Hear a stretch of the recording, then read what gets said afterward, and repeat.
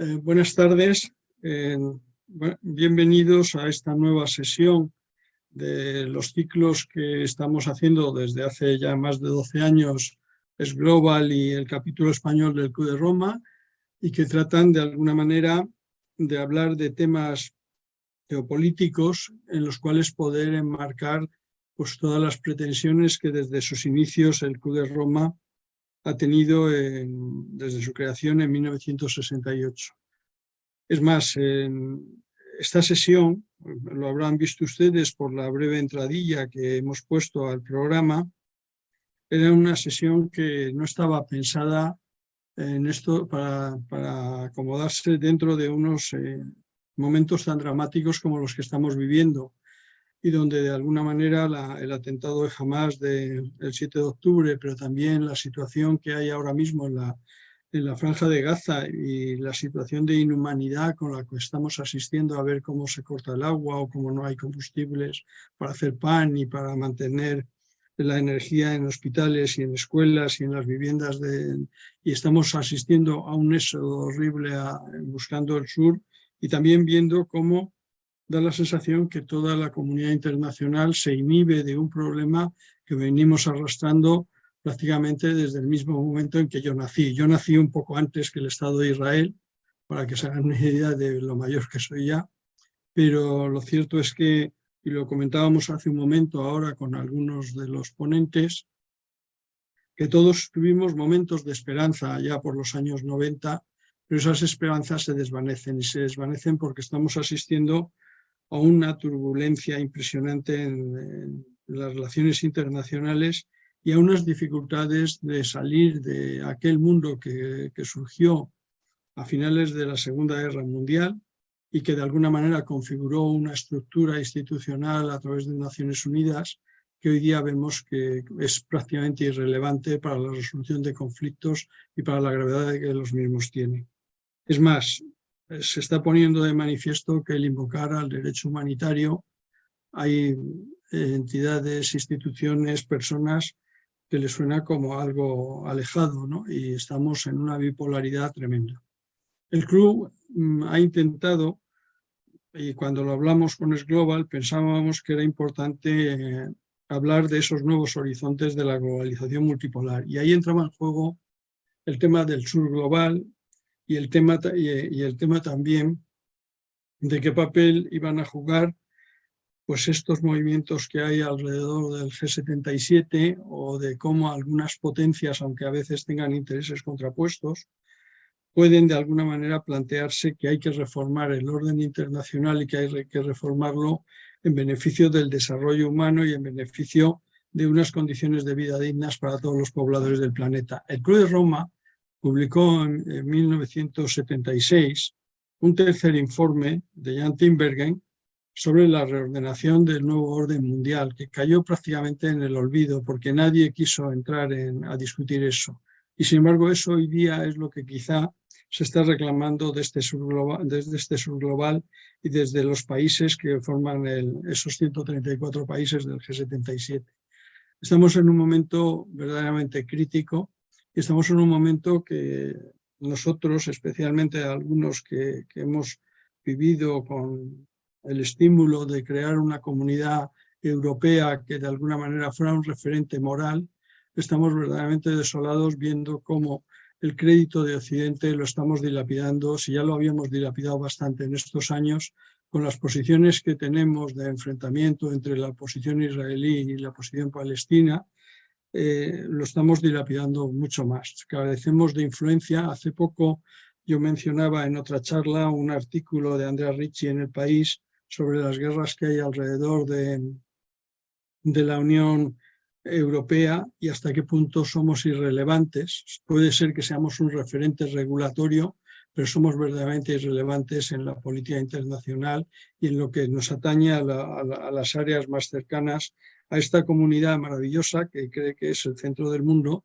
pero que estamos viendo que de centro tenemos muy poco, y el mundo, como decíamos en esa frase de Ciro Alegría, el mundo es ancho y ajeno, es demasiado ancho y demasiado ajeno.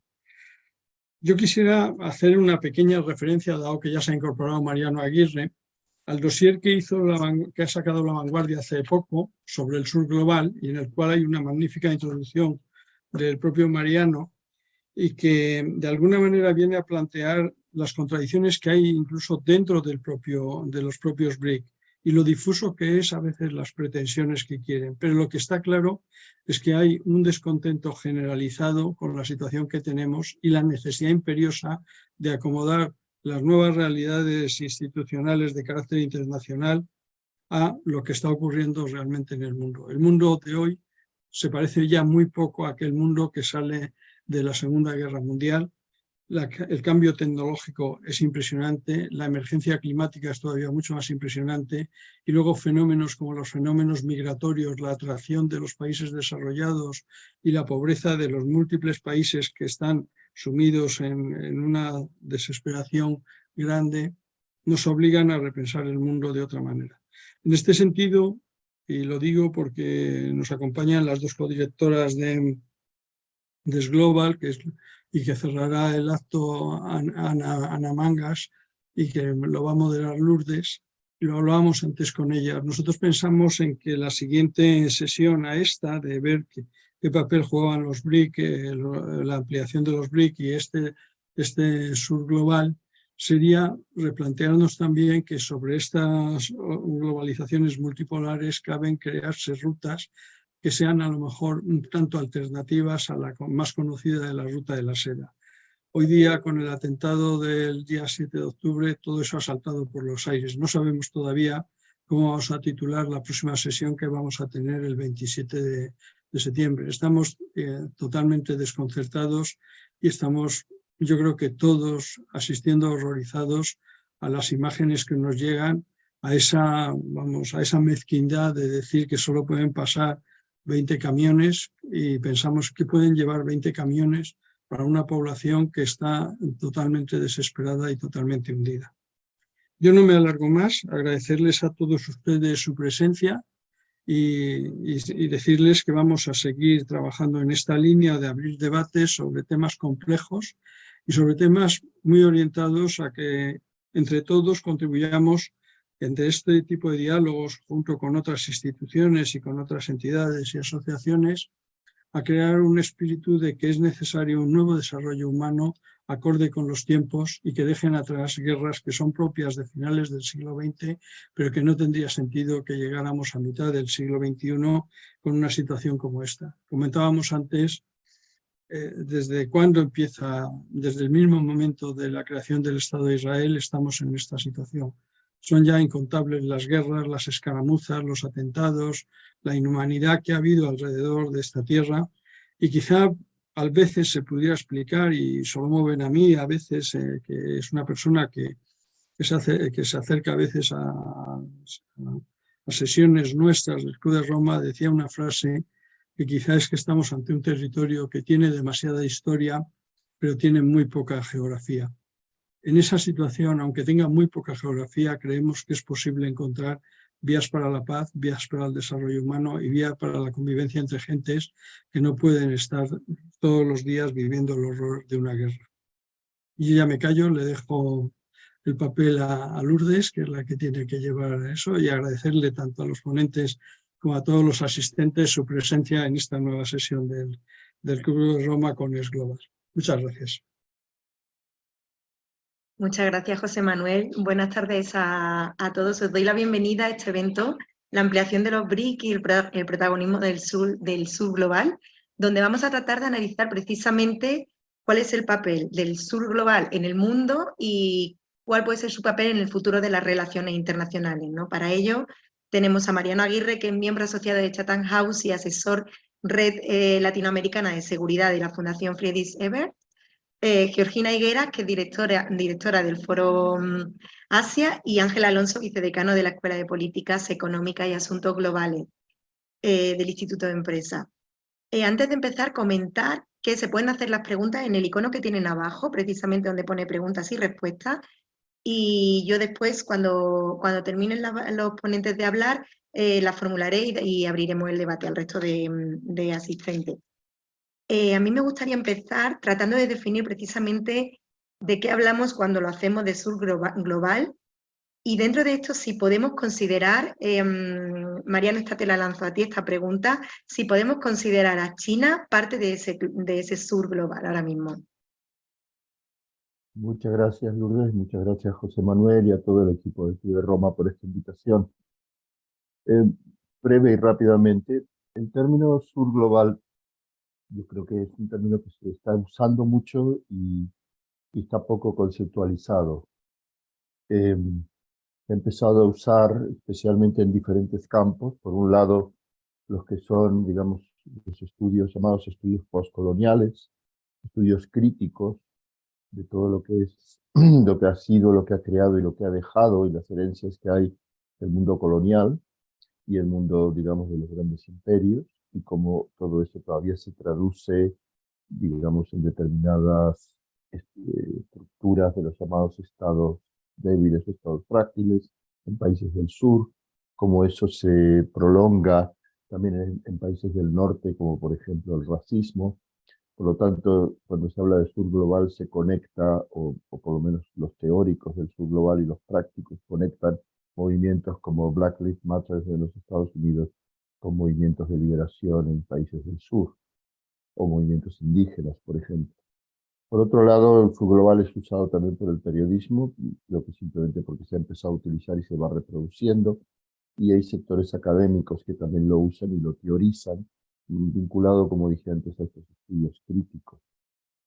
Yo creo que el sur global hoy por hoy además ha tenido el concepto ha tenido un auge muy grande a partir de la guerra de Ucrania, en donde se partieron las aguas de alguna manera del sistema internacional y donde surgieron frente a, yo diría, quizás de forma justa, eso lo podemos discutir aparte, pero ante el pedido primero y luego la presión arrogante de países del norte de no pedirles, sino prácticamente exigirles a países del sur que adhirieran a las sanciones contra Rusia, que adhirieran incluso a facilitar armas, como se le pidió a Argentina, a Brasil y a otros países de América Latina, a facilitar armas a Ucrania, que se les criticara duramente porque no habían votado como se les había pedido en el tema de sanciones a Moscú.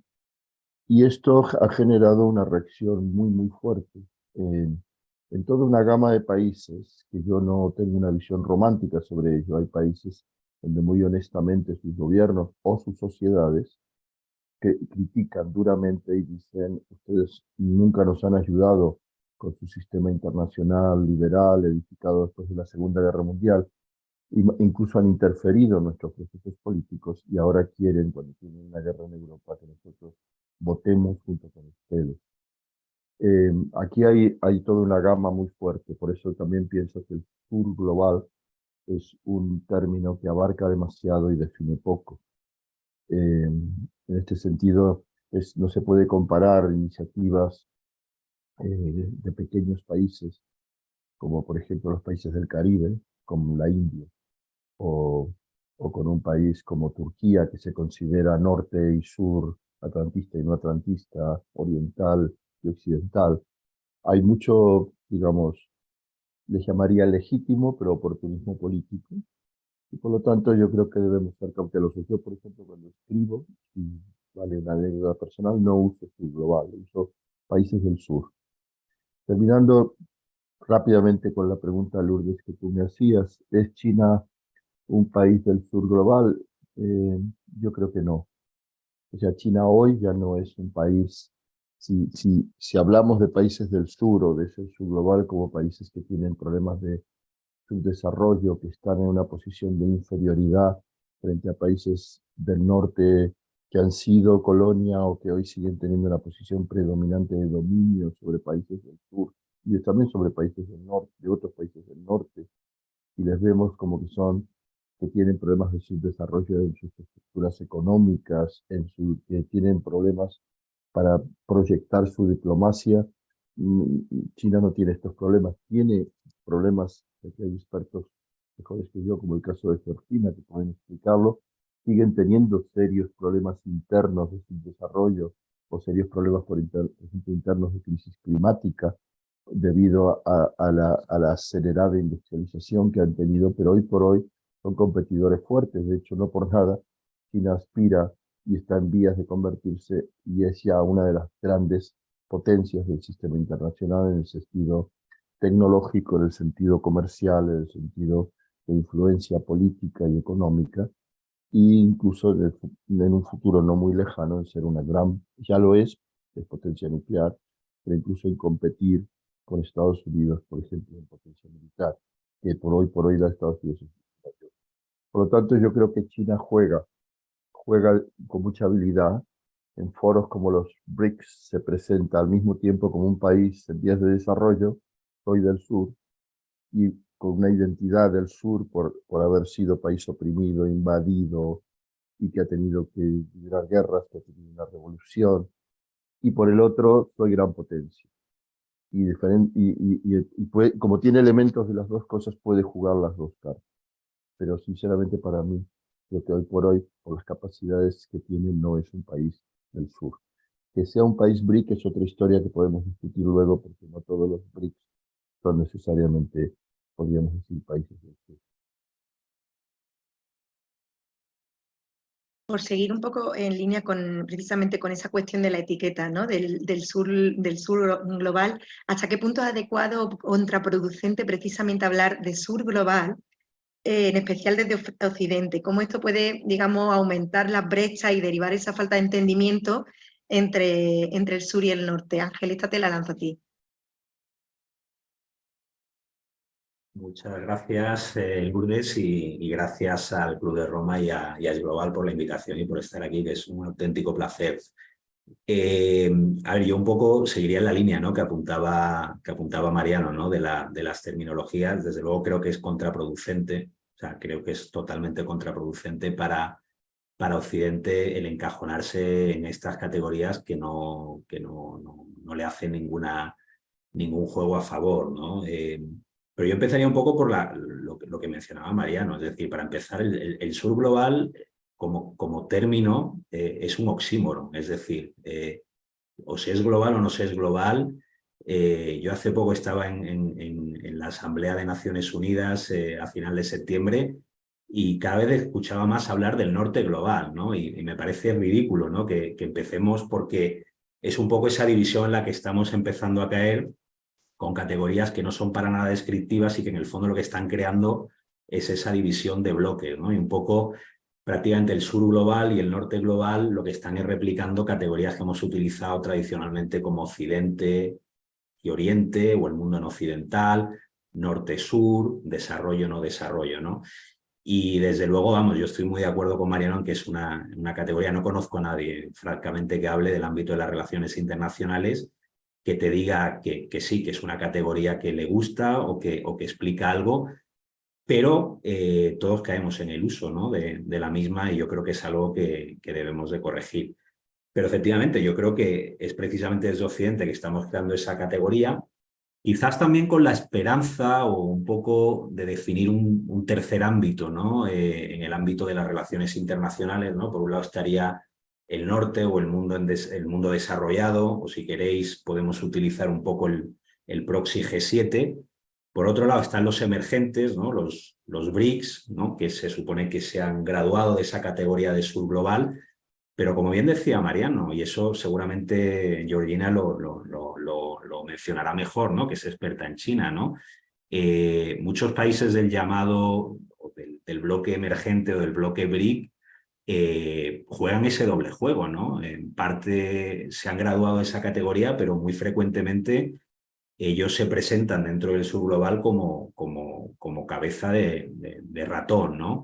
Y entonces al final se produce, y yo creo que eso es lo contraproducente, esa categoría, ¿no?, entre subglobal y cada vez más, ya os digo, que se está afianzando esta terminología del norte global. Con lo cual al final lo que acabamos es en una contraposición, en una dicotomía entre nosotros y ellos, que yo creo que juega muy poco a favor, ¿no?, de Occidente, pero que es algo que nosotros reproducimos, ¿no? Y que efectivamente yo creo que tendremos ocasión un poco en el diálogo de entrar en ello.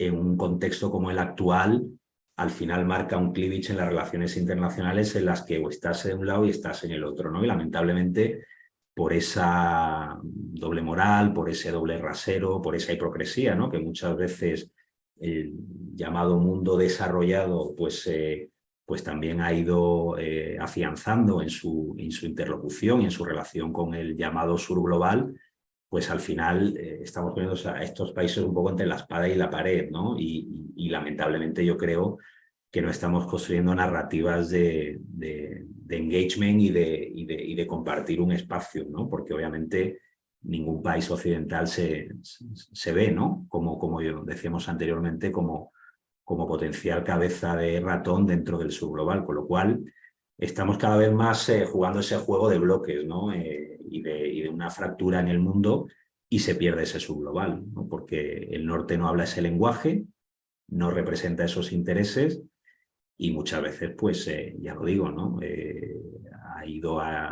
En la interlocución ha ido con ese doble rasero, lo estamos viendo cada vez más, ¿no? Lo vemos ahora con la situación en Gaza, pero lo vemos en sectores que seguramente entraremos en ellos, ¿no? Como el ámbito, pues no sé, de la transición energética, del cambio climático, en el que, bueno, o la apertura de mercados, ¿no?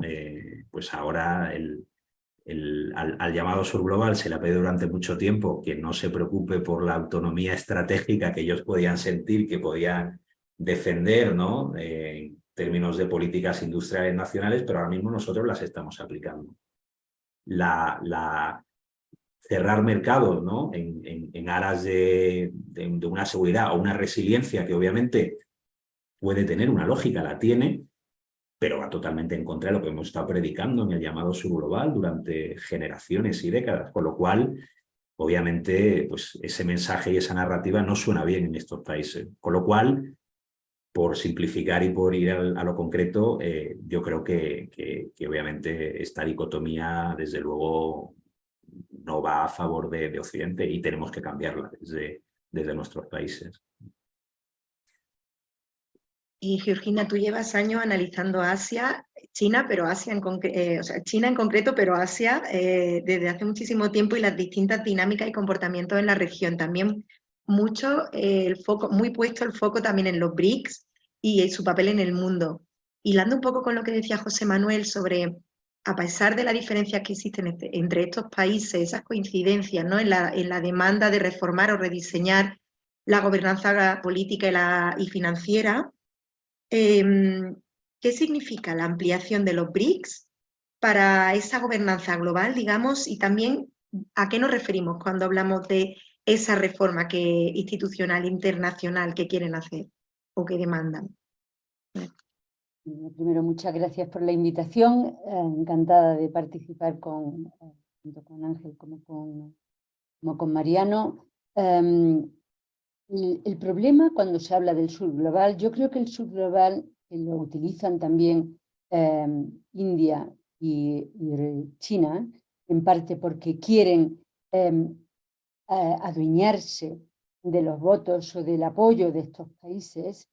En parte es porque hay cada vez un resentimiento mayor. De la misma manera que utilizamos Occidente, se ha creado la otra cara de Occidente. La otra cara de Occidente son esos países que quieren desarrollarse, que hoy en día ven con la tecnología cómo están los países desarrollados, y tienen cada vez más, o sea, se han dado cuenta que o se coordinan o que ninguna de sus posiciones tiene valor, ¿no? Entonces, de ahí lo del sur global.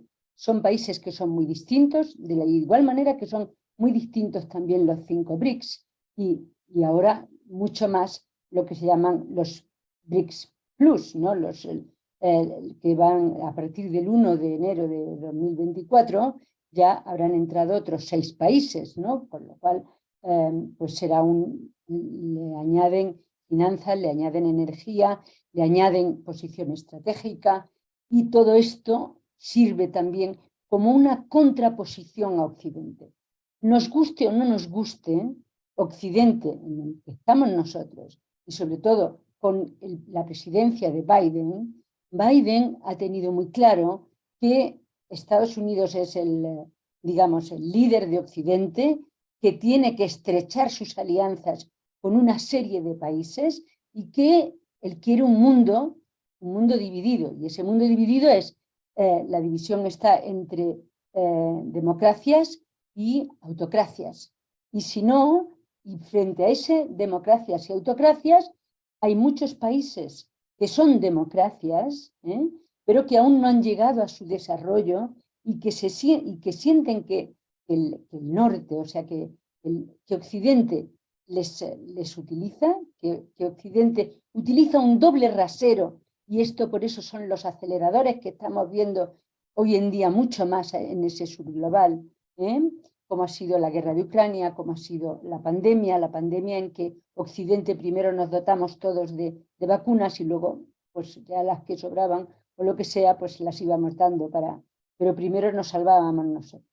Entonces, todo esto ha creado un malestar enorme en un montón de países que los podemos ver agrupados en el grupo de los 77. Mariano también hablaba en eso en el boceto en el artículo de La Vanguardia. El 77 más China, el grupo de los 77 más China, en ese grupo, que hoy en día engloba más de 130 países, la mayoría de ellos, claro, evidentemente son todos del subglobal. En el subglobal hay países en los que, ya hemos dicho, como India o China, que están tal vez, ya no tienen los problemas que pueden tener algunos países africanos o incluso asiáticos muy pobres. Ellos ya tienen un volumen de desarrollo, pero todavía su nivel de bienestar social es muy bajo en comparación con Occidente. Y esto es lo que, en el fondo, unido al malestar que se va creando por la misma geopolítica y por el mismo doble rasero que utiliza Occidente, esto es lo que va haciendo que se unan esas voces. Decías que cómo se puede manejar, o sea, hacer que tengan un peso en las instituciones internacionales. El problema muchas veces de estos países es que se dan cuenta que la gobernanza, que como decía al principio José Manuel, el mundo de 1945 es un mundo muy distinto al actual, totalmente distinto. Y en ese mundo, en el mundo actual, evidentemente ya cómo se toman las decisiones en el Fondo Monetario Internacional, en el Banco Mundial, no es como muchos de los países necesitados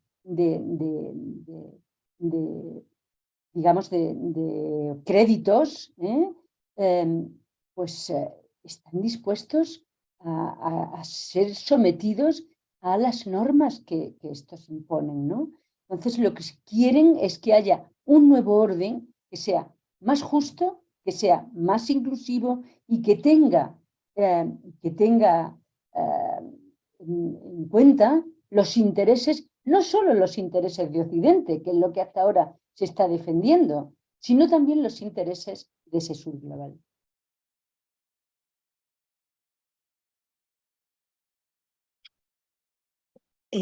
Quería preguntaros además, lo habéis mencionado todo, la diferente influencia que hay dentro del propio grupo, ¿no? Es un grupo muy heterogéneo, cada uno tiene un peso, cada uno tiene unos intereses propios y por supuesto una influencia dependiendo incluso de qué sectores o de qué temas. Muchos hablan de cambio climático, pero de muchas temáticas también, ¿no? Me gustaría, teniéndose en la cabeza ese contexto en el que ellos trabajan o se mueven, ¿qué influencia pueden ejercer, digamos, estos países en el futuro de las relaciones internacionales, partiendo de la base de lo que ha dicho Georgina, que habría que cambiar, digamos, el orden para que realmente existiera ese peso, ¿no? Pero, ¿o qué reformas habría que hacer o cómo se debería trabajar para que estos países, digamos, pudieran ejercer cierta influencia? Mariano, si quieres, volvemos a ti, por seguir un orden.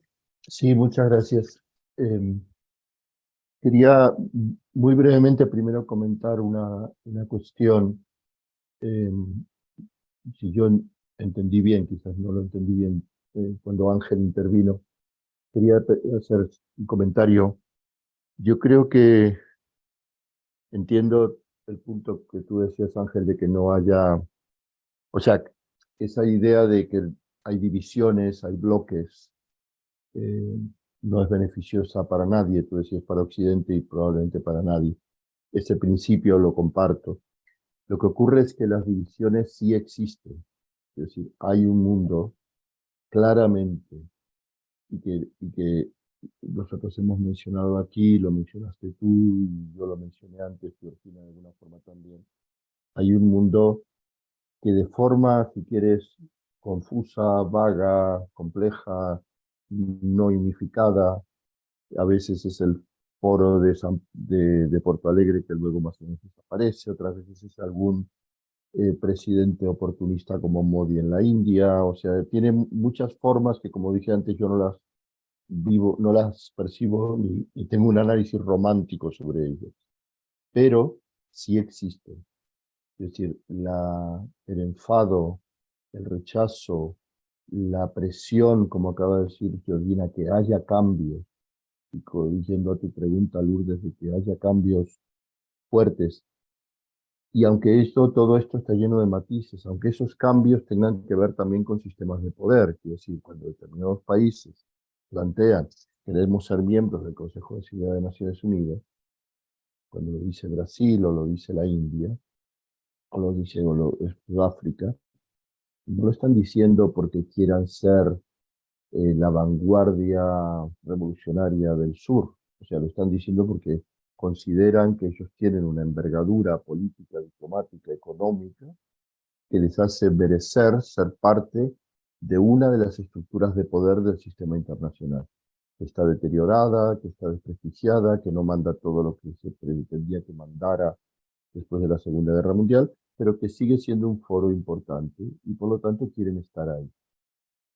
¿Qué otras reformas quieren hacer? Pues quieren cambiar, y esta es muy fuerte, muy seria, muy importante, quieren cambiar las reglas de las organizaciones internacionales financieras, del Banco Mundial y el Fondo Monetario Internacional, a las cuales ven y siguen viendo, aunque han cambiado en parte sus políticas, se siguen viendo desde países del sur que tienen y siguen imponiendo o siguen aprovechando o siguen, como le queramos llamar, promoviendo políticas que en muchos países del sur y en muchas sociedades del sur son vistas como políticas destructivas para sus países. Es un tema que podríamos discutir eternamente con economistas, pero la percepción es esa. Y esto hace que a mí, por ejemplo, a nivel de simpatías, por ejemplo, yo tengo más simpatía por la primera ministra de Barbados, la señora Motley, que por Modi en la India.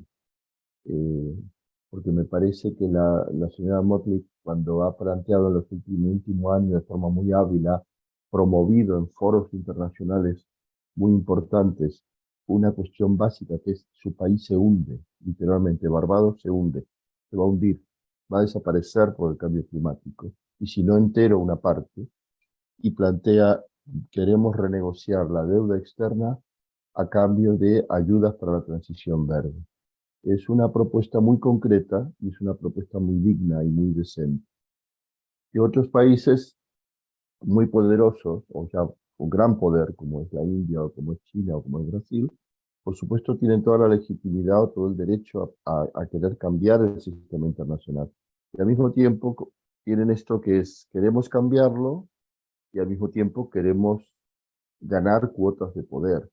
¿En qué quieren ganar cuotas de poder? En ese mundo, que este es otro debate en las cuestiones internacionales actualmente, y es si seguimos viviendo en un mundo bipolar, que antes era Estados Unidos-la URSS y ahora es Estados Unidos-China, y Estados Unidos-Rusia, y la Unión Europea-Estados Unidos-Rusia, Estados Unidos-la Unión Europea-China, o un mundo multipolar, o un mundo multipolar con múltiples poderes donde todos tienen una cierta cuota de poder y ninguno tiene el poder absoluto de imponerse sobre los demás.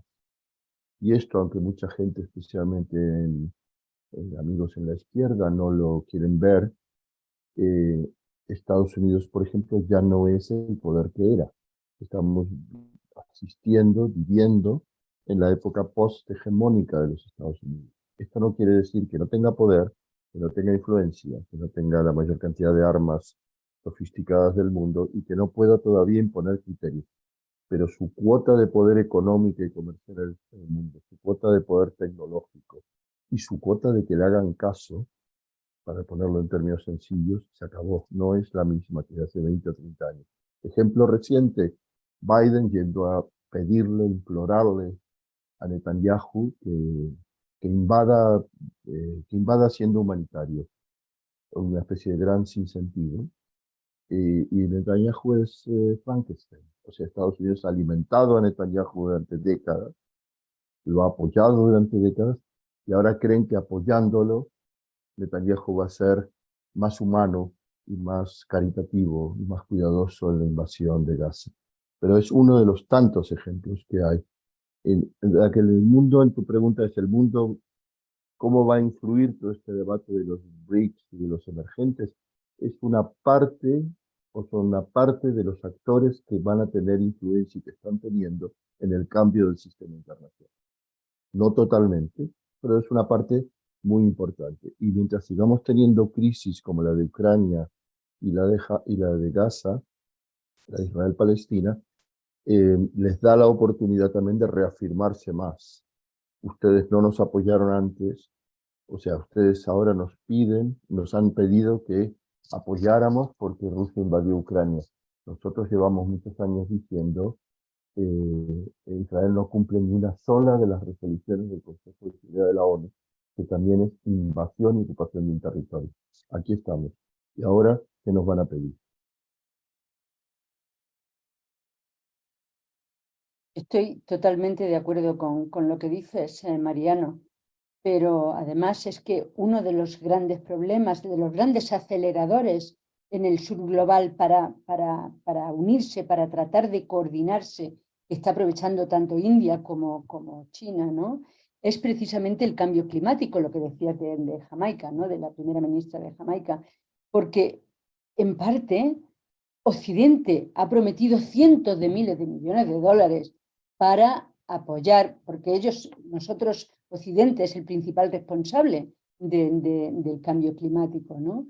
Y de apoyar a los países en vías de desarrollo y a los países como a Brasil o tal, porque tienen pues la masa forestal, porque tienen que pueden luchar contra el cambio climático, y no hemos dado el dinero. Se han hecho muchas promesas, pero no se ha dado el dinero. Y entonces eso también es un desencanto, porque no solo en Jamaica, hay montones, están las Seychelles, están montones de islas que temen que vayan a desaparecer, y no solo islas, Bangladesh, o sea, países que van a sufrir muchísimo por el cambio climático, y que ellos no son responsables del calentamiento global porque consumen mucha menos energía, consumen mucho menos recursos de los que consumimos en Occidente. Entonces Occidente se responsabilizó, dijo que iba a pagar para ayudar a eso y no lo está haciendo. Entonces, este es también un acelerador de que esos muchos países en vías de desarrollo quieran también unirse o coordinarse o encontrar a alguien, que sea India, que sea China, que sea Brasil, que sea o cada uno en una región, que les apoye, que levante su voz contra lo que está pasando. Pero yo, Georgina, sobre ese tema incluso iría un poco más allá, es decir, no es solamente las promesas, ¿no?, que están ahí desde el Acuerdo de París, sabemos cuánto hace falta, 100.000 millones al año para la transición en los países en vías de desarrollo, compromisos que no se cumplen. Cuando hablamos de la doble moral, del doble rasero, de la hipocresía, si es que no hay otra palabra, vamos más allá, es decir, yo te critico a ti por estar sacando carbón, llega la guerra en Ucrania, me llamo Alemania, dependo del gas ruso, se me corta el suministro, no tengo acceso, y entonces ahora cambio las reglas del juego. Ahora sí que puedo sacar carbón. Entonces, a eso era un poco lo que me refería antes, ¿no?, con la doble moral, y eso es aplicable a todo, es aplicable a la apertura de mercados, es aplicable. Nosotros nos podemos creer como europeos la autonomía estratégica y ponerle todo lo abierta que queramos. La cuestión es cómo lo percibe el resto del mundo, cuando les estamos diciendo desde hace décadas que ellos no pueden tener autonomía estratégica abierta, porque tienen que abrir mercados y porque desde un punto de vista meramente económico, sí, es lo racional. Esa es la teoría económica. Pero ahora, que la seguridad pasa a primer plano, que la política pasa a primer plano, se acabó la racionalidad económica.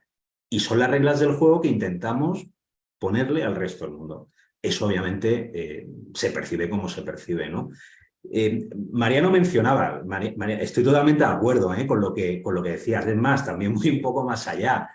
Hablabas, Porto Alegre, gran parte del problema que tenemos, yo creo, y ahí ya nos toca no tanto, incluso como países, sino como sociedades civiles, es salir de estas dicotomías que planteamos. Fijaros que toda la discusión la estamos planteando en términos de países, ¿no? En términos de actores de países. Y muchas veces no son países, o sea, son grupos de poder dentro de los países, ¿no? Los que nos están marcando el paso. Entonces, son élites, en fin, son grupos, ¿no? Dentro de los países, pero aún así, nuestro análisis de las relaciones internacionales, de las dinámicas actuales, siempre recurrimos al análisis tradicional realista, ¿no? De decir China, decir Estados Unidos, como si Estados Unidos, China, India o cualquier país, o Jamaica, fuera un actor unificado donde no hay complejidades internas, ¿no? Entonces, esa parte también del drama que tenemos. Por ir un poco a lo que mencionabas, ¿no, Lourdes, de las reformas y qué es necesario, yo creo que también lo hemos tocado, ¿no? Y se ha dicho, ¿no? Es decir, el mundo ha cambiado totalmente. O sea, los equilibrios de poder no son los del año 45, ¿no? Hace 30 años el G7 multiplicaba por 3 en PIB al conjunto de los BRICS. Los BRICS ya han pasado, los BRICS 5, no, han pasado ya desde hace un par de años al G7, ¿no? Entonces, esos equilibrios, ¿qué ocurre? Pues que al final los esquemas de gobernanza que tenemos no están reflejando ese cambio y los países, los BRICS y los países en desarrollo llevan desde hace mucho tiempo pidiendo que esto se cambie. Y declaración tras declaración del G20, o sea, yo llevo siguiendo el G20 desde el año 2008, cuando se le va a la categoría de reunión de jefes de Estado, que asistía anteriormente, ¿no? A nivel de ministros y de gobernadores de bancos centrales. Es que todas las declaraciones del G20 sistemáticamente están diciendo que hay que revisar los mecanismos de votación y las cotas de poder en el Fondo Monetario Internacional, en el Banco Mundial, para reflejar un equilibrio de poder que es el de Bretton Woods, es el del año 44 y que se ha ido ajustando, pero muy mínimamente, ¿no? Eso no se produce. Pues entonces es lógico que países como China pues estén creando un sistema alternativo con el New Development Bank, con el AIIB, en fin, y es lógico porque no estamos creando ese espacio. ¿Es bueno? No. Pero ¿cómo estamos acomodando ese desequilibrio de poder? Por no hablar ya también, mencionabas, Mariano, ¿no? También el tema del Consejo de Seguridad es evidente, o sea, necesitado de reforma, pero ¿desde cuándo se viene hablando de las reformas del Consejo de Seguridad? Toda la vida, y no se producen. Entonces, yo creo, y aquí voy el último punto que hago en esto, por no extenderme demasiado, la paradoja es que en los últimos años el lenguaje propositivo que está enfrente de ese mal llamado sur global es más propositivo desde el punto de vista de los BRICS, de China, de India o de cualquier gran actor global emergente que desde el propio norte. Es decir, nada más hay que ver la diferencia, si te vas a Davos, la diferencia entre un Donald Trump hablándole a la comunidad internacional y diciendo Make America Great Again y America First y America Long, y el lenguaje propositivo de Xi Jinping, que sabemos que esconde una complejidad mucho mayor, que sabemos que China no es una democracia, eso lo sabemos, ¿no? Y que está dominada por el Partido Comunista Chino y que no hay libertades básicas que a lo mejor en nuestros países sí que las damos por hecho. Pero a lo que voy es al lenguaje propositivo que desde China, desde Beijing, desde Delhi se está planteando a ese llamado sur global y que desde esa óptica sí que es un lenguaje de revisión y de revisión a profundidad del sistema internacional, y de lado occidental pues sigue siendo un lenguaje defensivo, cada vez más proteccionista y que no avanza en ese tipo de reforma. Entonces, es lógico que el sistema, las costuras de un sistema que ya se sostenían malamente porque no estaba preparado para hacer frente a la globalización y a la creciente interdependencia, salten por los aires si no acomodamos esos nuevos equilibrios. Ojo, que hay que acomodarlos bien, con reglas del juego que funcionen para todo el mundo, porque todos sabemos también lo que ha ocurrido durante muchos años, ¿no? Que es la incorporación de algunos de estos países al sistema internacional, pero sin jugar con esas reglas internacionales. Pero de eso se trata. Lo que no valen son los dobles raseros. Ponemos unas reglas y cuando el mundo da la vuelta y no está en nuestro interés, la volvemos a cambiar. Pues obviamente es lógico que se pierda ese discurso narrativo, ¿no?, en estos países. Me gustaría, antes de abrir el debate, hacer un par de preguntas así breves. Una relacionada con si hay voces en Occidente que están pidiendo cambios. Precisamente esa reforma, más allá de estados o no estados. Si hay alguna voz, ya hablamos de sociedad civil, que sí que se esté pidiendo ese tipo de cambios. No sé si alguno y si realmente tienen peso, claro, esas voces. No sé si alguno quiere en particular responderla. Mariano. Sí, gracias, Lourdes. La respondo y haciendo vínculo con lo último que me parece de inmensa importancia lo que decía Ángel Alonso. Yo creo que el problema que tú acabas de mencionar y que tiene que ver con la pregunta de Lourdes es que no hay políticas en el llamado mundo occidental, no hay políticas para los grandes problemas. O sea, sé que esto suena catastrofista y negativista, pero no hay. Quiero decir, el tema del cambio climático que antes mencionaste tú, yo creo que no es solo el problema de que los países que más contaminan, entre los que yo añadiría China también, no es que no cumplen, sino que no tienen una política alternativa a no cumplir. Y las que tienen, cuando hay, como por ejemplo los planes de la Unión Europea o los planes que ha elaborado muy importantes y muy interesantes la administración Biden, luego ellos mismos hacen la trampa, como tú mencionaste, Ángel, entonces viene la guerra de Ucrania. Hasta ayer no había que condenábamos de pronto el carbón es un enemigo y ahora producimos carbón y el petróleo. Es decir, Biden ha ido a implorar desde las compañías petroleras en Texas hasta el príncipe saudí que se dedica a ordenar el descuartizamiento de sus conciudadanos, que por favor produzcan más petróleo. Cuando era no, petróleo no, vamos a cambiarlo.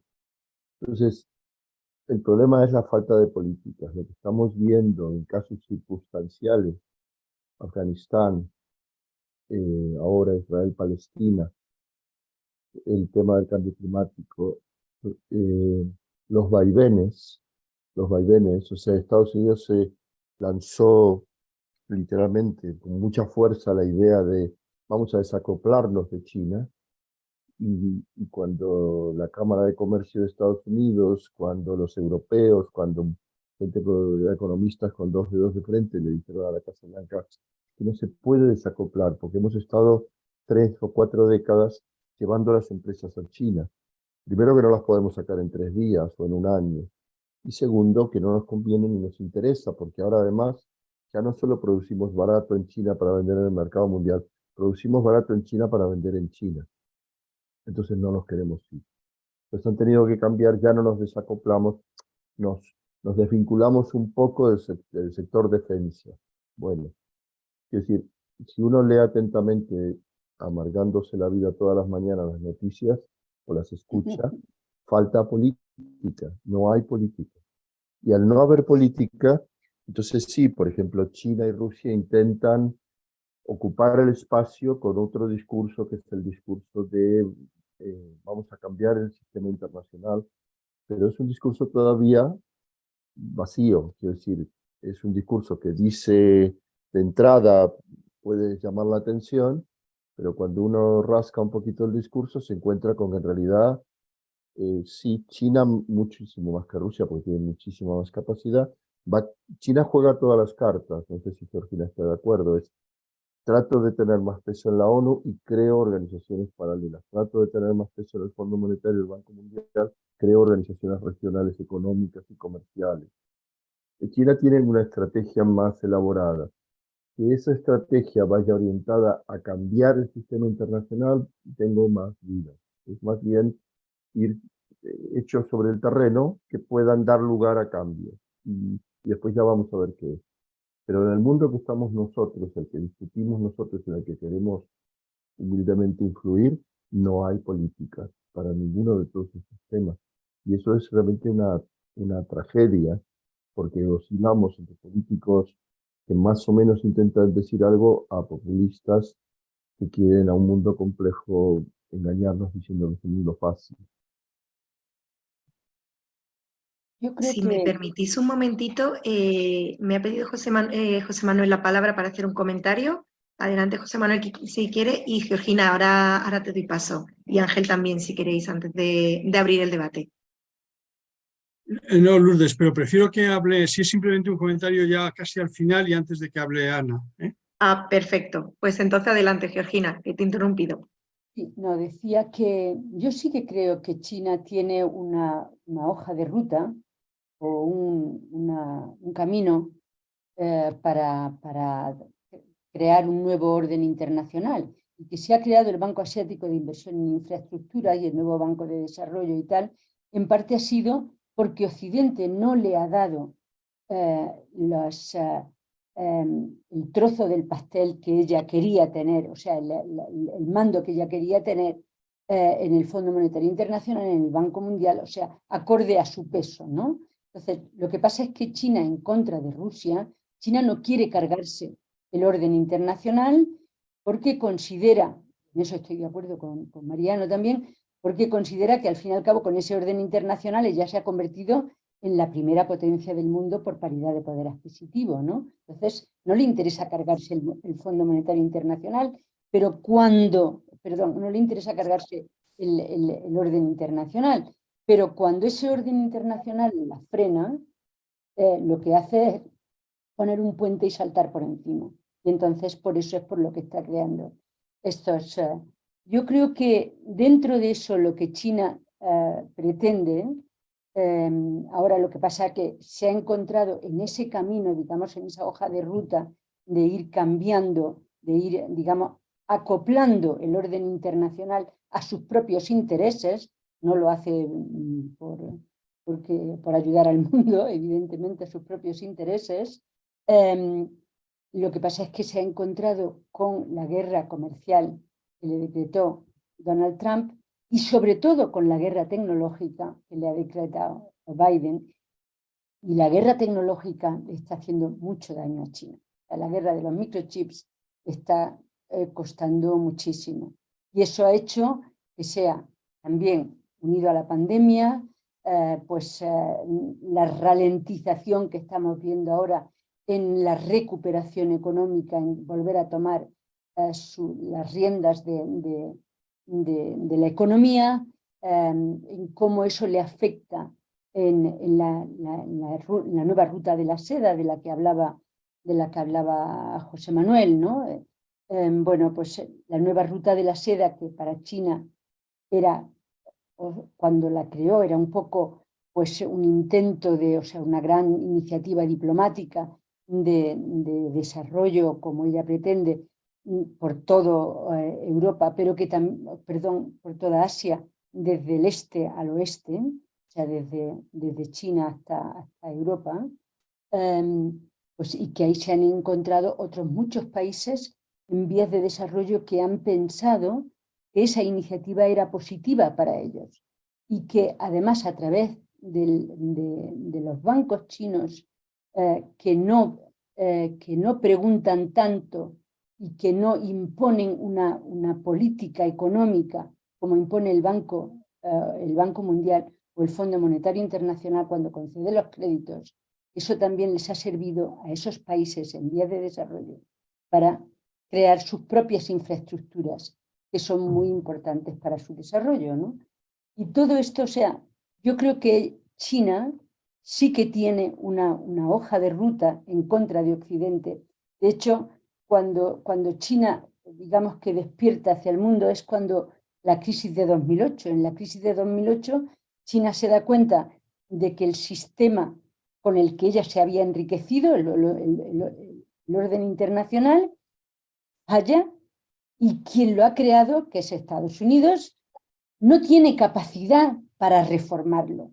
Ve a Occidente anquilosada y ella es la que se lanza a apoyar, sacar al mundo de la crisis de 2008. Y a partir de ese momento, o sea, ella va trazando su camino, que es un camino mucho más económico que un camino, digamos, militar, ¿no? Eso es un poco y ahora vemos cómo quiere también en Gaza mediar entre israelíes y palestinos, en parte porque le interesa estratégicamente Oriente Próximo, pero también porque su percepción del mundo es una percepción mucho más económica, más que una percepción militar.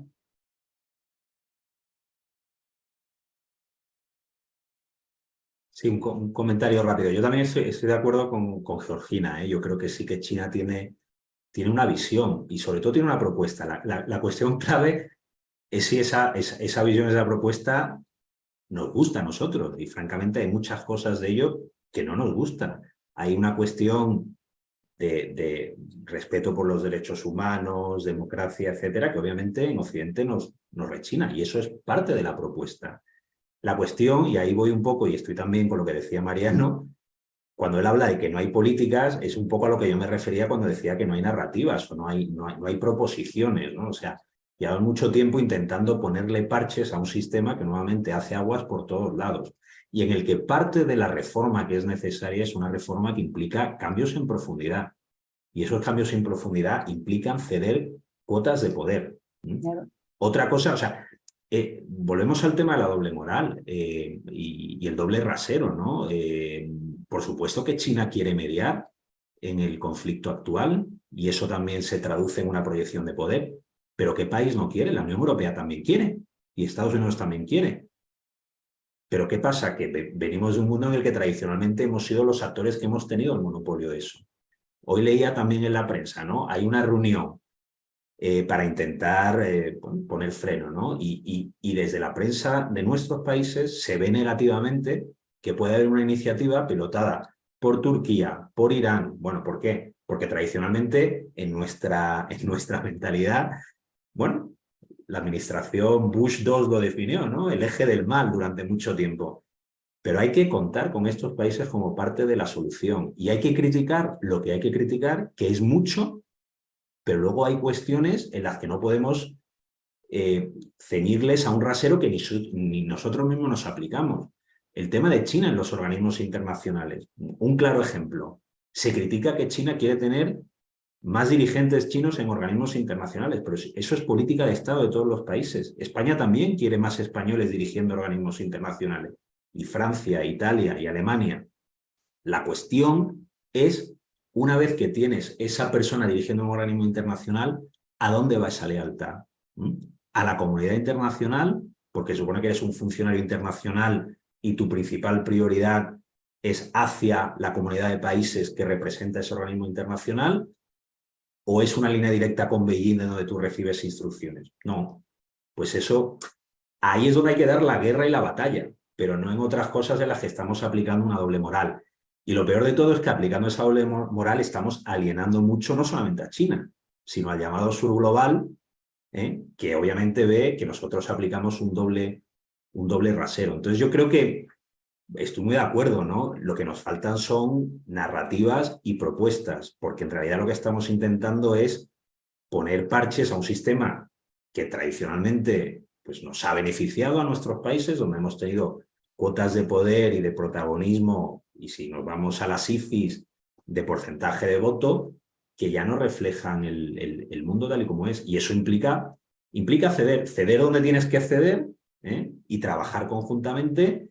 Implica negociar en aspectos que para nosotros pues, tienen que ver con valores, con principios que seguramente son innegociables. O bueno, no digo que sean innegociables, pero bueno, al menos hay que tener una discusión sobre eso y decir, aquí está mi línea roja como país, ¿no? Y entonces yo creo que eso es lo que, volviendo a la temática, ¿no? Al sur global, estamos proyectando de forma terrible, terrible. Y entonces estamos perdiendo también a esos países que luego encima esto se mezcla, no lo hemos tocado, pero también se mezcla con la propia crisis, ¿no? Que vivimos en nuestros países, ¿no? La crisis de la democracia representativa, la parálisis, y eso obviamente pues en el resto del mundo, que además ven dos modelos, uno eficiente pero a costa de, bueno, de negar o de sacrificar algunos valores, pero eficiente al final y sacando a gente de la pobreza y del hambre y dándole un horizonte de futuro y de clase media, y nuestros sistemas que cada vez se están proyectando de forma más inoperativa al resto del mundo. Y eso es a lo que yo creo que hay que darle la vuelta, pero siempre desde el respeto, el diálogo y también sin cortar puentes con nadie. Es decir, que yo creo que gran parte de este tema es que se plantea o una reforma o una no reforma, y lo que hay que hacer es avanzar y sentarse, y bueno, y hay vías, ¿no? Antes Lourdes preguntaba, es decir, desde la sociedad civil sí que hay movimiento, y de hecho esto a día de hoy, con lo que tenemos en el mundo, con Ucrania, con Gaza, suena, pero hay una propia agenda de Naciones Unidas, es decir, el secretario general de Naciones Unidas ha convocado una cumbre del futuro, hay propuestas sobre la mesa, lo que pasa es que no se comparten, nadie las conoce.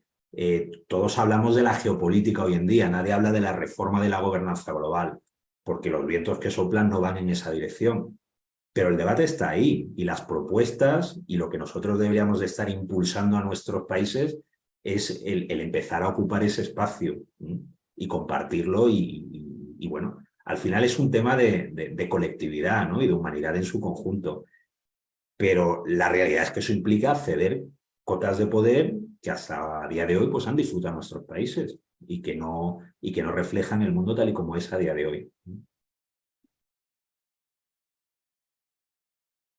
Vale, pues voy a dar paso a las preguntas, que hay varias. No sé si nos va a dar tiempo a hacerlas todas, a responderlas a todas, pero voy a empezar con una primera que precisamente menciona, dice que si precisamente muchas de las decisiones que se hacen a la gobernanza global, tanto en la OMC como en la COP, están siendo cuestionadas por Estados Unidos o Europa. No sé si alguno en concreto quiere resolver esta pregunta.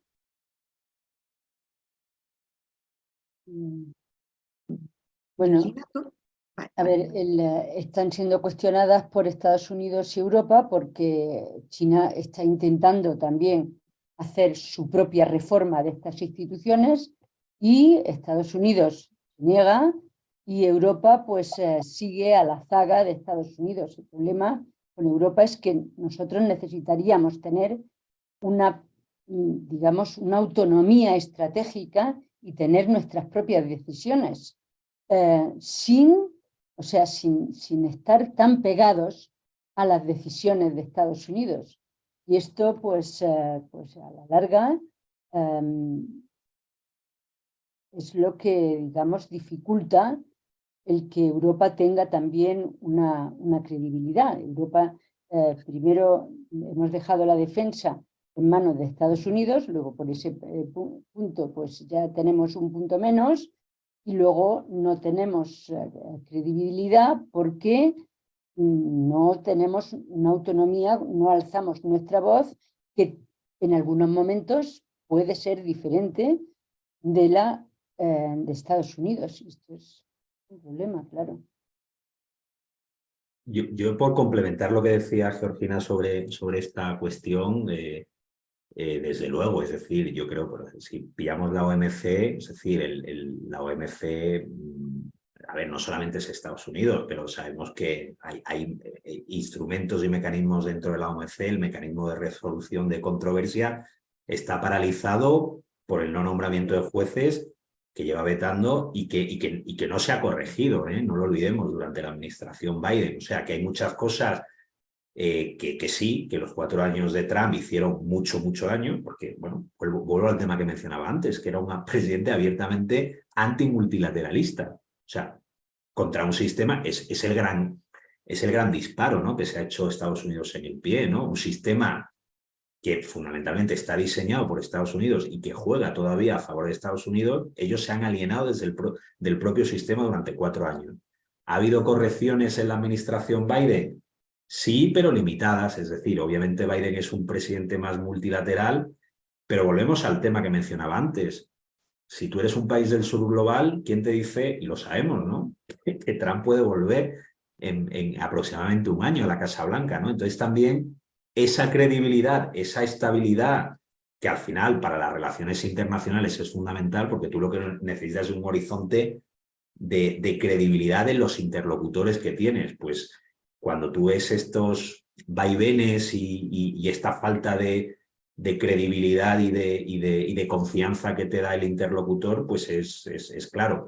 En la propia Unión Europea también lo vivimos, es decir, la propia Unión Europea, que tiene infinitos méritos, bueno, pues también tiene sus fracturas internas, y hemos visto a Orbán dándole la mano a Putin, y sabemos todas las complejidades que hay dentro de la Unión Europea, y nada te dice que venga un ciclo de elecciones en el que, bueno, pues parece que en Polonia bien, pero que en Eslovaquia mal. Entonces, eso también forma parte también del tiempo en el que vivimos, en el que nuestras propias democracias pues están sometidas a ese tensionamiento también de la polarización que vemos en la sociedad, ¿no? Con los extremos pues ganando cuotas de representación y bueno, pues lo acabamos de ver en Argentina, ¿no? Pues hoy nos hemos levantado con una buena noticia, pero todos esperábamos levantarnos con una mala noticia, francamente hablando. Y todavía no está el partido ganado. Entonces, a lo que voy es que esto también genera mucha incertidumbre y mucha tensión y mucho recelo en los países del llamado sur global en relación a la credibilidad de nuestros propios países. Voy a formular una última pregunta muy rápido porque ya vamos regular de tiempo, pero si podéis, os pido que seáis concisos en la respuesta. Hay una pregunta que es ¿en qué beneficia a los países del sur la estrategia de la ruta de la seda de China? Por ejemplo, pone un ejemplo y dice que es cómo se beneficia Bolivia de producir más soja industrial solo porque China se la compra, si eso supone a cambio, se supone un cambio en la factura económica productiva que no le conviene a Bolivia. No sé si podéis, alguno en concreto quiere... Sí. A ver, Mariano, ¿lo coges tú o yo?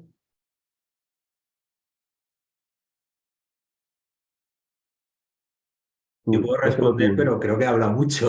Tengo esa Creo sensación. que tú, Georgina, yo creo.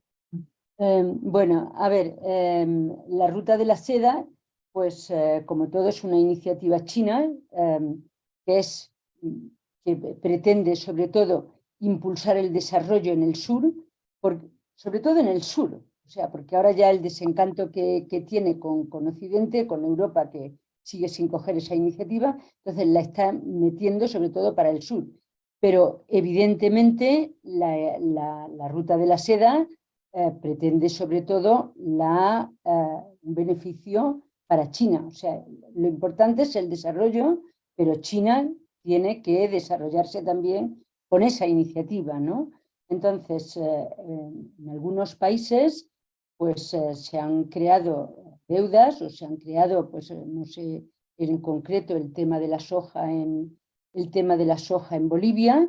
China importa muchísima soja de Brasil, muchísima soja de Argentina, es fundamental para su alimentación, para los 1.400 millones de habitantes que tiene, y entonces pues esa es una de las grandes críticas que a los países de América, sobre todo Brasil y Argentina y tal, le hacen a China, ¿no? Que China está haciendo una especie, pues un poco de política neocolonial, digamos, comprando recursos naturales y vendiendo pues recursos manufacturados, ¿no? De tecnología y tal. Entonces, pues sí, claro, habrá que ver, cada país tendrá que ver en qué medida se beneficia o no se beneficia de la ruta de la seda. Te digo que China la hace en parte, sobre todo para desarrollarse ella misma y para vender sus productos. Y luego después para impulsar su política de desarrollo mundial, ¿no? Porque ella considera que si el mundo en vías de desarrollo se desarrolla más, China gana más. Pues lo tenemos que dejar aquí. Muchas gracias Mariano, Georgina y Ángel por participar y por aportar tanta idea y tanto conocimiento. Y gracias a todas las personas que habéis participado hoy, habéis asistido, por escucharnos. Voy a darle la palabra, creo que primero a José Manuel y luego a Ana, para ya concluir el debate. Muchas gracias. Muchas gracias, Lourdes. No, yo simplemente decirles que el Club de Roma, cuando se creó, nació con dos ejes fundamentales. Uno, el trabajar en favor del desarrollo humano y el trabajar en favor de la búsqueda de una nueva gobernabilidad, no de una nueva gobernanza, sino una nueva capacidad de la humanidad para resolver sus problemas. Los problemas desde el 68 hasta ahora, desde 1968 hasta ahora, se han multiplicado, como todos ustedes conocen. El mundo ha dejado de ser el mundo occidental y se ha abierto. Hay un mundo muy diverso, un mundo donde tardaron unos años en volver a reescribir. Hubo un analista, Alain Perefit, que escribió un libro allá por los años finales de los 80, comienzos de los 90, que cogía una frase de Napoleón y decía: cuando China despierte, el mundo temblará. Pues ciertamente el mundo no está temblando, pero China ha contribuido al desarrollo de un capitalismo feroz y ahora nos enfrentamos a dos vectores totalmente disruptivos que no sabemos cómo embridarlos. Uno es, por un lado, el desarrollo tecnológico y otro es la emergencia climática. La emergencia climática lo habéis mencionado algunos. Occidente ha hecho promesas, hemos hecho muchas cumbres, pero lo cierto es que estamos prácticamente igual con unos países en desarrollo que siguen utilizando medios que contaminan y que mandan más CO2, porque hay mucha gente, desgraciadamente, que no tiene placas vitrocerámicas ni tiene energías limpias, tiene que seguir cocinando con leña, y esto es algo que en el mundo occidental nos olvidamos de ello, ¿no?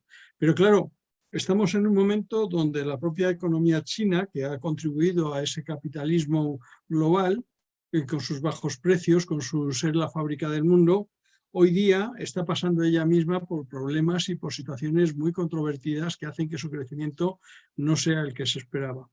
Y es más, nos estamos encontrando con que, sin embargo, y hemos hecho una sesión hace unos días con la Fundación Naturgy sobre el tema de la biodiversidad, y hemos recordado que a lo mejor resulta que el tema de la emergencia climática, que está destruyendo especies y que está acosando al mundo natural, nos debería llevar a hablar de un nuevo horizonte. Ese nuevo horizonte sería, dado que estamos en el año que se van a cumplir los 75 años de la Declaración de Derechos Humanos de Naciones Unidas, tendríamos que revisar no solo la ampliación de esa Carta de Derechos, que evidentemente no se cumple en muchísimos países del mundo ni en muchísimas sociedades, sino que además tendríamos que hacerle una ampliación muy difícil, que es hablar no solo de derechos humanos, sino también de derechos del planeta.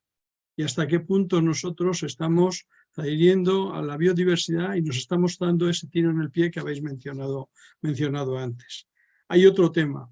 El tema es que todo esto nos llevaría a tener que estudiar qué nuevas fórmulas económicas tendríamos que desarrollar. O vamos a seguir con las fórmulas económicas que nos llevan a estar continuamente haciéndonos trampas en el solitario, como decía Ángel antes, de que cambiamos continuamente y unas veces hablamos de autonomía estratégica para nosotros y se la negamos a los otros, o unas veces decimos que tenemos que ir a las energías verdes y no nos damos cuenta de lo que puede ser eso de esquilmar recursos en países que ni siquiera tienen los niveles de desarrollo y no tienen energías verdes.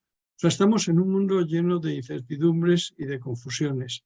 Y en ese sentido, la búsqueda de esa nueva gobernabilidad exigiría una reflexión mucho más generosa por parte de las personas y mucho más generosa por parte de los países y de las sociedades. Eso es de una gran dificultad si vamos a este mundo bipolarizado que nos lleva al desastre. Yo simplemente les ofrezco que ideas que tengan sobre estos temas, que abramos debates sobre los múltiples temas que tendríamos que estar discutiendo y no estar volviendo a hablar de algo tan simple que debiera ser encontrar la paz para Palestina y para que hubiera dos estados como se acordó a comienzos de los años 90. Yo ya me callo, les invito a que nos sigan. Tenemos una sesión el jueves, en que vamos a empezar a hablar de esa gobernanza de Bretton Woods que decía cosas tan curiosas como: piensen si se puede mantener eso, que el presidente del Banco Mundial tiene que ser siempre un americano y el director general del Fondo Monetario un europeo. A ver, cuéntenselo esto a los chinos y a los indios, que no solo nos doblan en población, sino que además nos fabrican unos fármacos y otros nos siguen fabricando iPhone. O sea, este es el gran problema, que contarle esto a esas grandes masas es como ridículo. O sea, ustedes se sentirían ridículos si en la comunidad de vecinos de sus diversos edificios dijeran que a partir de ahora esto lo van a gobernar siempre los del tercero y el cuarto, aunque viva usted en un edificio de 12 plantas, ¿no? Pues esto es un poco lo mismo, ¿no? Yo me callo y simplemente le doy paso a Ana. Nos hemos excedido el tiempo, pero les agradecemos a todos su paciencia con nosotros y les esperamos ver en los próximos debates, que vamos a tener múltiples debates. Tenemos una agenda que cada vez que hablamos de esto, en vez de sacarnos soluciones y aclaraciones, nos crean más incógnitas, más preguntas y más programas para el debate. Georgina. Sí. Bueno, gracias José Manuel y a todos los panelistas, yo no me quiero extender mucho más porque ya es muy tarde y se han expuesto muchísimas reflexiones. Yo quería dar las gracias a los panelistas y también a todo el mundo que ha mandado las respuestas, porque me ha parecido una sesión muy clarificadora. Creo que se han clarificado conceptos que creo que es importante para el debate. Me ha parecido además también que ha dibujado a la perfección el mundo en el que estamos con todos sus desafíos y hacia dónde vamos. Y sobre todo os quería dar las gracias porque me ha parecido también una sesión muy honesta desde vuestro punto de vista como expertos. Se ha hablado de malestares y de complejidades, se ha hablado de dobles raseros, de cambio de lo que son las normas del juego. Se ha hablado también de esa incapacidad por parte de Occidente de buscar políticas, de buscar narrativas, que también mencionaba Ángel Alonso. Y en ese aspecto sí que me parece que se ha planteado como los principales desafíos y de una manera como muy clara y muy sincera desde el punto de vista profesional. Con esto pues retomo un poco esa idea que ha dicho José Manuel al principio, de ese intento de repensar el mundo, que creo que es lo que intentamos hacer en estas sesiones con el capítulo español del Club de Roma y Es Global. De manera humilde nosotros contribuir también a hacer esas reflexiones y tener estas charlas para repensar y replantearnos el mundo en el que vivimos, hacia dónde vamos y cómo mejorarlo. Bueno, y por eso os animo a seguir haciéndolo y bueno, y dentro de muy poco, porque aproximadamente dentro de un mes o así, tendremos una nueva sesión, así que os invito a que participéis y que sigamos replanteándonos las cuestiones, el mundo en el que estamos y bueno, que salgan tantas ideas y tantas recomendaciones como han surgido hoy. Muchas gracias.